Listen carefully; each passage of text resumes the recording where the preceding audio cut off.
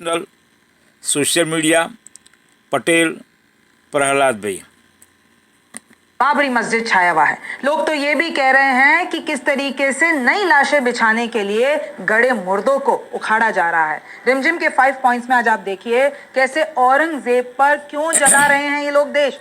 BJP राज में कैसे fail हो गया सिस्टम, असली कहानी तो अब पता चली है। सबसे पहला पॉइंट हमारा यही है कि औरंगजेब पर क्यों जला महाराष्ट्र। दूसरा देखिए, क्या बीजेपी सरकार हटा सकती है औरंगजेब की ये कब्र, इसके पीछे का कानून क्या कहता है। तीसरा है, माहौल बिगाड़ने वालों जरा इतिहास भी सुन लो। और कुछ सवाल पूछूंगी मैं आप लोगों से, हर कोई जो ये देख रहा है गौर से देखिएगा और पूरा देखिएगा। चौथा है, पूरे विवाद पर क्या है पक्ष और विपक्ष की राजनीति। पांचवा है कि क्या बाबरी मस्जिद से भी खतरनाक हो सकता है ये औरंगजेब का पूरा विवाद।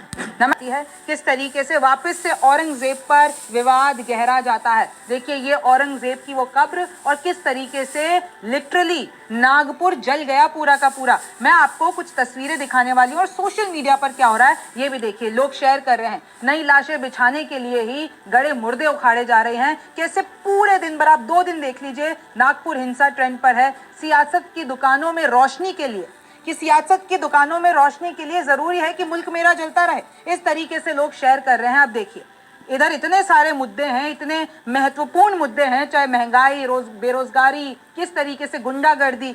भाई भारत के पास बहुत सारे मुद्दे हैं और इंपॉर्टेंट मुद्दे हैं, लेकिन सबसे ऊपर क्या है, औरंगजेब का ये मुद्दा।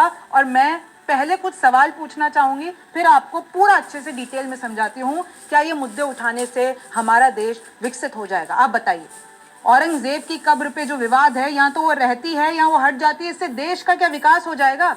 क्या भारत के पास इससे ज्यादा गंभीर मुद्दे नहीं हैं कि हम इन सारे मुद्दों पर पूरा अपना फोकस और इनफैक्ट हिंसा कर रहे हैं, देश जल रहा है। ये सवाल हिंदू संगठनों से भी है जो कि कब्र हटाने की धमकी दे रहे हैं। कह रहे हैं कि अगर तुम लोग नहीं हटाओगे, अगर सरकार नहीं हटाएगी तो हम खुद हटा देंगे, जैसे हमने बाबरी मस्जिद के टाइम किया था। इस तरीके से धमकियां दी जा रही हैं। ये सवाल अबू आजमी से भी है, जिन्होंने औरंगजेब की वो क्रूर शासक उसकी तारीफ करते हैं। ये सवाल फडणवीस से भी है, शिंदे से भी है, नीतीश राणे से भी है कि इन्होंने इस बात का समर्थन किया। भाई सरकार के लिए तो इजी है ना, केंद्र में उनकी सरकार है, एएसआई को एक पत्र लिख दे और बता दे कि सूची में हटा दे, आसान है ना। लेकिन ये सब नाटक करने की क्या जरूरत है? फिर देखिए ये सवाल तो मैं आपको बता दूं कि जो बीजेपी के नेताओं के बयान से किस तरीके से बयान आए हैं, तो यही बात की जा रही है कि इतनी राजनीति क्यों हो रही है। ये सवाल अकबरुद्दीन ओवैसी से भी है जो कब्र पर जाकर जियारत करते हैं। ये सवाल उन सभी लोगों से है जिन्होंने हिंसा भड़काई है, जो इसमें इन्वॉल्व हैं। ये सवाल उन लोगों से हैं जो कि इंटरनेट पर नफरत फैला रहे हैं। आपको पता है सोशल मीडिया पे क्या चल रहा है? अपनी और देश की बर्बादी के लिए आप सब लोग जिम्मेदार होंगे, आप मान के रख लीजिए। और अब मैं आपको पूरा मुद्दा समझाने वाली हूँ। देखिए क्या हालत हो रही है। नागपुर की ये तस्वीरें हैं, किस तरीके से देखिए बैरिकेडिंग लगा दी गई है। आपको पता है कल शाम से आपने बहुत विजुअल्स देख लिए होंगे, बस मैं आपको बताना चाह रही हूँ किस तरीके से देखिए हरे कपड़े में लगाकर कैसे औरंगजेब की ये जो पोस्टर दिख रहे हैं आप, और इसमें बहुत हिंदू मुस्लिम किस तरीके से नफरत फैलाई गई है, मुझे आपको बताने की जरूरत नहीं है। देखिए पुलिस वालों के साथ क्या हुआ है, पुलिस वाले चोटिल हो गए, वहां पर लोग घायल हो गए, वहां पर इतना आगजनी हो गई। ये देखिए कैसे इतनी लंबी लाइन देखिए गाड़ियों की लगी हुई थी, जला दी। मतलब इतना नागपुर में मैं आपको बता दूं, एक लंबे इतिहास में ऐसा बड़ा दंगा नहीं हुआ जहां पर पूरी सिचुएशन आउट ऑफ कंट्रोल। ये देखिए ये जो नीचे दिख रहा है पुलिस वाला है, मैं आपको अभी आंकड़े भी बताऊंगी कि क्या हुआ है। और पूरा मुद्दा किस पे है? औरंगजेब पर। ये देखिए तस्वीर। और अभी आपने अगर वो छावा मूवी देखी हो विकी कौशल की, तो उसमें कैसे औरंगजेब का किरदार इन्होंने निभाया था। अब मैं आपको कुछ आंकड़े बता देती हूँ और आप गौर से सुनिए। छावा के रिलीज होने के बाद विवाद में रफ्तार है। आपको पता है किस तरीके से वो जो मराठा साम्राज्य में, सबको इतिहास सबने पढ़ा है, लेकिन क्योंकि इस वक्त ये छावा मूवी आती है और उसमें बेहतरीन तरीके से दिखाया गया संभाजी महाराज की कहानी ने सबको हिला डाला। इंटरनेट पर क्या हुआ मुझे आपको बताने की जरूरत नहीं है। फिर देखिए सपा विधायक बोल देते हैं औरंगजेब क्रूर शासक नहीं थे। अबू आजमी सस्पेंड हो गए और उनको यू टर्न भी ले लेना पड़ा था इस बात पर। हिंदू राष्ट्रवादी समूह की औरंगजेब की कब्र ध्वस्त करो, हम धमकी दे रहे हैं कि अगर तुम ध्वस्त नहीं करोगे, भाई सरकार को कहते हैं कि यहाँ तो तुम हटा दो औरंगजेब की कब्र, क्योंकि ये जो हमारे मराठाओं के साथ हुआ है, जो संभाजी महाराज के साथ हुआ है, जो जितने भी क्रूर शासक की तरह जो औरंगजेब ने किया है उसकी कब्र को हटा देना चाहिए, वरना हम खुद हटाएंगे, वरना हम खुद दंगे करेंगे। और देखिए विरोध में क्या किया, मकबरे की प्रकृति को हथौड़ों से तोड़ा। मैंने अभी आपको फोटो दिखाई थी कैसे एक हरे कपड़े में लपेट के, और ये भी कहा जा रहा है कि उसमें आयतें लिखी हुई थी, इस तरीके से जलाया। इस तरीके से सोशल मीडिया पे बहुत सारी चीजें वायरल है। कब्र इस वक्त एएसआई ने संरक्षित कर रखी है। आप ये भी जान लीजिए कि ASI archaeological survey of India के अंतर्गत आती है ये कब्र। छेड़ना मुश्किल है। आप जब तक एएसआई आपको अनुमति ना दे दे, अपनी सूची में से ना हटा दे, आप इसको छेड़ नहीं सकते हो। हिंदू संगठनों की धमकी है, नहीं हटाई तो बाबरी की तरह, बाबरी मस्जिद जो हुआ था उसकी तरह हम खुद हटा लेंगे। नीतीश राणे ने तो कह भी दिया कि जब तुमने बाबरी मस्जिद तोड़ने से पहले सोचा नहीं तो हम क्यों सोचेंगे इसको हटाने से पहले। सोचिए इस तरीके से नफरती बयान सामने आ रहे हैं और कब्र की सुरक्षा बढ़ा दी गई है। सोमवार को नागपुर में दंगे हो जाते हैं। शाम से आपने वो विजुअल्स देखे होंगे, एक सीसीटीवी सामने आया है, दो गुटों के बीच विवाद के बाद हिंसा भड़क गई, और वो एग्जैक्टली एक VHP, Bajrang Dal, Muslim community वहां पर जो रह रही है। तो आपको पता है कि क्या क्या किरदार है इस पूरी कहानी के। 11 इलाकों में कर्फ्यू लगा दिया गया, 50 लोग अरेस्ट हो चुके हैं, 33 पुलिसकर्मी घायल हैं। देखिए औरंगजेब का पुतला जलाया गया, हिंसा में 5 आम लोग भी घायल हुए हैं, 12 बाइकें, कई कारें, एक जेसीपी सब जला दी गई। अगर कुछ इलाके बताती हूँ, महाल, हंसपुरी में हिंसा ने विकराल रूप ले लिया, दुकानें तोड़ी गई, पथराव हुए, तोड़फोड़ हुआ, कुल्हाड़ी से हमला किया गया पुलिस वालों पर।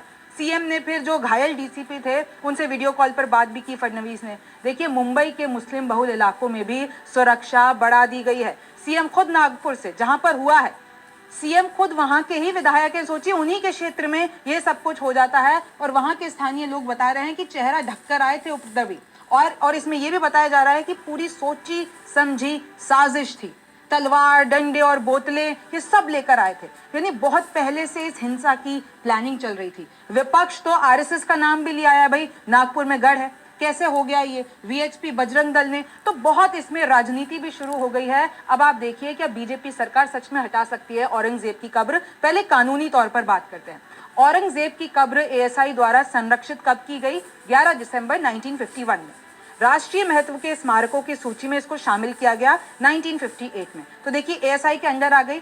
Ancient monuments and archaeological sites and remains act के अनुसार उसका सेक्शन 19 ये कहता है किसी भी संरक्षित इमारत को तोड़ना गैर कानूनी है, आपको सजा मिलेगी। जब तक कब्र एएसआई सूची में राज्य सरकार, जब तक हटा नहीं भाई, जब तक एएसआई की सूची में है राज्य सरकार असमर्थ है इसको हटाने के लिए, तो आपको कहीं ना कहीं संस्कृति मंत्रालय पर जाना पड़ेगा, चिट्ठी लिखनी पड़ेगी। इस पर अगर ये लोग मंजूरी दे देंगे उसके बाद एएसआई अपनी सूची से हटा ले, उसके बाद आप इस कब्र तक पहुंच सकते हो। लेकिन इसमें एक और झोल है। औरंगजेब की कब्र 1973 से महाराष्ट्र वक्फ बोर्ड ने कह दिया कि भाई वक्फ की संपत्ति है। तो अगर एएसआई की सूची से हट भी गई तो वक्फ इस पर पूरा अपना अधिकार जमा लेगा। एएसआई की सूची से हटने के बाद कब्र अधिकार वक्फ के पास चला जाएगा। सरकार को साबित करना पड़ेगा कि ये संपत्ति वक्फ संपत्ति नहीं है। और आपको पता है कि वक्फ का ये जो एक्ट है उस पर अभी ऑलरेडी बवाल चल रहा है। आपने देखा है ना कैसे एक दिन पहले पूरा मुस्लिम समुदाय, पूरा जंतर मंतर पे किस तरीके से सड़कों पर उतरे हैं भाई। इसके बाद ही इस इमारत को हटाया जा सकता है। तो देखिए बहुत इसमें कानूनी पेच है। वक्फ एक्ट पर पहले से इतना बड़ा विवाद चल रहा है, तो ये मैंने आपको पूरा इसका कानूनी माहौल बता दिया। अब आप देखिए माहौल बिगाड़ने वालों को जरा इतिहास भी जान लेना चाहिए। भाई इतिहास जाने बिना अगर आप ऐसी सारी चीजों के बारे में कुछ बोलते हैं तो आप पहले चुप हो जाइए। ये इतिहास सुनिए। औरंगजेब देखिए 1658 टू 1707 मुगल साम्राज्य का छठा सम्राट था। महाराष्ट्र के अहमदनगर, जो कि उस टाइम पे अहिल्या नगर था, मृत्यु हो जाती है 88 ईयर्स का जब ये था। और फिर इच्छा अनुसार बोला गया कि भाई जो औरंगाबाद में है, जो कि अब छत्रपति संभाजी नगर हो गया है, उधर खुलदाबाद में मुझे दफनाया जाए। औरंगजेब ने कहा कि मेरी इतनी इच्छा है कि मेरी कब्र को बहुत सजाया नहीं जाए, एकदम रॉयल नहीं किया जाए, एकदम मामूली सी आप जो है नेचुरल तरीके से मुझे दफना दो। बेटे आजम शाह ने इच्छा पूरी की और उसके बाद इच्छा के अनुसार वहीं पे जहां बोला गया था वहां पर दफना दिया। अगर आप देखेंगे दिल्ली में हुमायूं का मकबरा शान शौकत से बनाया हुआ है, सिकंदरा में अकबर का मकबरा, आगरा में ताजमहल में स्थित शाहजहां की कब्र, आप देखिए ना किस तरीके से बनाई हुई है। औरंगजेब ने अपनी वसीयत में लिखा मेरी कब्र सादी होनी चाहिए। सूफी संत शेख जैनुद्दीन शिराजी की दरगाह के आंगन में दफनाया गया औरंगजेब को। फिर देखिए ब्रिटिश वाइसरॉय लॉर्ड कर्जन ने संगमरमर की एक दीवार बनवा दी। और उसके बाद एएसआई के पास तो बहुत बाद आया, लेकिन एक दीवार बना दी गई ताकि अच्छा, ये जो विवाद है ये पहली मर्तबा नहीं हुआ है। आज तो जो ये मार्च 17 2025 जो नागपुर में हुआ, आपको पता है, कल जो हुआ है मार्च 3 2025 में ये एसपी एमएलए अबू आजमी का बयान आ जाता है, उसके बाद ये देखिए कितना मामला बढ़ जाता है। फिर जून 4 2023 की बात करें, जुलूस के दौरान औरंगजेब के पोस्टर लहरा दिए थे। भाई क्रूर शासक था, आप ऐसा कैसे कर सकते हैं। मई 12 2022 में अकबरुद्दीन ओवैसी जो है औरंगजेब की कब्र पर जियारत करने पहुंच गए थे, प्रेयर करने पहुंच गए थे। फिर देखिए एएसआई ने 5 दिनों के लिए बंद कर दी थी कब्र। मई 2022 की बात करें, औरंगजेब लेन का नाम बदलकर कलाम के नाम पे रखने पर बात की गई थी। और ऐसे बहुत सारे आपको एग्जाम्पल्स मिल जाएंगे जो कि हुए हैं। अभी देखिए मैंने सुबह वीडियो देखी थी, अलीगढ़ नाम लिखा हुआ था, उस पर एक लड़का जो है वो अलीगढ़ जो लिखा हुआ था उस पर लाते ही लाते दिए जा रहा था। बीजेपी और शिवसेना देखिए शिंदे गुट की कब्र हटाने की मांग है। इधर मैं आपको राजनीति समझाने की कोशिश कर रही हूँ, पक्ष विपक्ष की राजनीति। कांग्रेस और एनसीपी ने इसका विरोध किया है।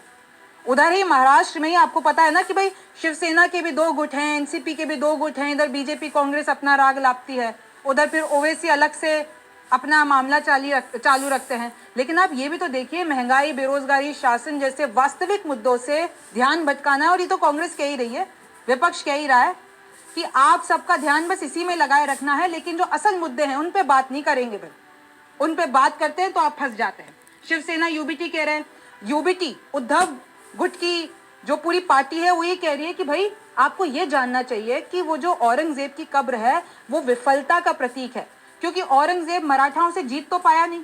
अपने लास्ट के जितने भी 20-25 साल थे वो मराठाओं से लड़ता ही रहा, इतना कमजोर हो गया था कि एट लास्ट हार गया। इस तरीके से वो जो कब्र है वो विफलता की प्रतीक है। सरकार के लिए आसान है, विरोध क्यों? ये लोग ये कह रहे हैं सरकार लिखकर के लिए बहुत आसान है एएसआई की सूची से हटवाना और उसको उस कब्र को हटवा देना, लेकिन नहीं, इतना बड़ा विवाद जो करना है इस तरीके से। तो इस तरीके से देखिए विपक्ष आरोप लगा रहा है फडणवीस औरंगजेब का महिमा मंडन करना अपराध, ये बोल दिया है फडणवीस ने। अबू आजमी ने जो किया वो भी गलत है ना। नीतीश राणे बोले जब बाबरी के वक्त हमने नहीं सोचा तो अब क्यों सोचेंगे। तो ये सारा हेट कमेंट्स होते हैं और इससे आप देखिए जो जनता है इसमें क्या इफेक्ट पड़ता है। और ये देखिए हिंसा हो गई। श्री कृष्ण जन्मभूमि संघर्ष न्यास की तरफ से आता है, बुलडोजर चलाने वाले को 21 लाख रुपए का इनाम देंगे। जिसने चला दी बुलडोजर कब्र के ऊपर उसको 21 लाख रुपए इनाम। किसी को कब्र की जरूरत है तो पाकिस्तान ले जाए, यहां से हटा दे। और खैर हमको तो पता ही है कि पाकिस्तान में बहुत तारीफ होती है औरंगजेब की, लेकिन आप ये मत भूलिए कि औरंगजेब ने किया क्या है भारत में, किस तरीके से मासूमों को मारा है। कोई नहीं, अब आप अगर थोड़ा सा और थिंकिंग में जाएंगे, भाई हिटलर इतना बड़ा क्रूर शासक था, उसका आज कोई जर्मनी में नाम नहीं रखता है। लेकिन अगर आप थोड़ा सा भारत की तरफ नजर डालेंगे, चाहे तैमूर हो, चलो बहुत बड़ा लुटेरा था लेकिन आज भी नाम रखे जाते हैं। औरंगजेब, बाबर, ये सब पसंद के नाम होते हैं। अफजल खान की कहानी आपको पता है, शिवाजी ने मारा था लेकिन फिर भी नाम रखे जाते हैं। भाई 20 सालों में मुस्लिमों ने उसकी जो कब्र है उसको सजा सवार कर मस्जिद का रूप दे दिया है। मुंबई बम कांड का जो आरोपी है याकूब मेनन, उसकी भी कब्र को सजा दिया है। भारत में कई महान गुरुओं और राजाओं के खून से रगे थे औरंगजेब के हाथ, आपको पता है, इतिहास में भी पढ़ाया जा चुका है। और अगर इस तरीके के विवाद उठते हैं तो उससे देश का कुछ नहीं होता है, सिर्फ नफरत फैलती है। ये मुद्दा अभी यहीं खत्म नहीं होगा, सीधी सी बात है। आप सोचिए कि कैसे बाबरी मुद्दा आपको पता है ना, आज तक भी आपको पढ़ाया जाता है, आज तक भी आपको पता है कि कितना खौफनाक था। और इस तरीके से अगर औरंगजेब पूरे विवाद पर इतना ये बढ़ गया है और इतना आगे तक पहुंच गया है, सोचिए इससे आपको और मुझे क्या मिल रहा है, सिर्फ नफरत, हिंसा फैलने के अलावा क्या मिल रहा है। आप इसके बारे में क्या सोचते हैं?